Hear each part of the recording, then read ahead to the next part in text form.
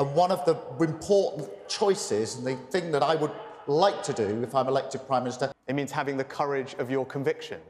আচমকা নির্বাচনের সময় ৩ মাস এগিয়ে আনেন ব্রিটিশ প্রধানমন্ত্রী ঋষি সুনাক। অক্টোবরের বদলে আগামী ৪ জুলাই ব্রিটেনের সাধারণ নির্বাচন। এরই মধ্যে নিজ দল কনজারভেটিভ পার্টির জনপ্রিয়তা তলানিতে।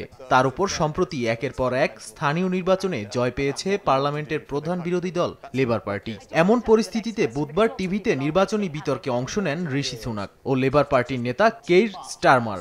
এটি ছিল আসন্ন নির্বাচনের আগে তাদের মুখোমুখি শেষ বিতর্ক।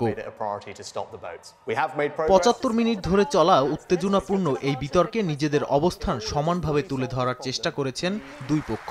অভিবাসন নিয়ে হয়েছে উত্তপ্ত বাক বিনিময়। এ সময় অভিবাসন পরিস্থিতির উপর সুনাকের কোনো নিয়ন্ত্রণ নেই বলে অভিযোগ করেন কেইর স্টারমার। এ সময় লেবার পার্টি ক্ষমতা এলে তিনি আয়কর কমাবেন বলেও প্রতিশ্রুতি দেন। নগদের কাছে সব গ্রাহকই প্রিয়, তাই তো সারা দেশে ক্যাশ আউট চার্জ সবচেয়ে কম।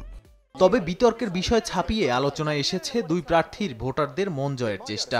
এ সময় বিরোধী দলের নেতা স্টারমার বলেন, দেশকে নতুনভাবে গড়তে লেবার পার্টির বিকল্প নেই। মুখোমুখি বিতর্কের শেষ পর্যায়ে প্রধানমন্ত্রী ঋষি সুনাক বলেন, সাধারণ মানুষ লেবার পার্টির কাছে কখনোই আত্মসমর্পণ করবে না। নাদিম মারজান, সময় সংবাদ।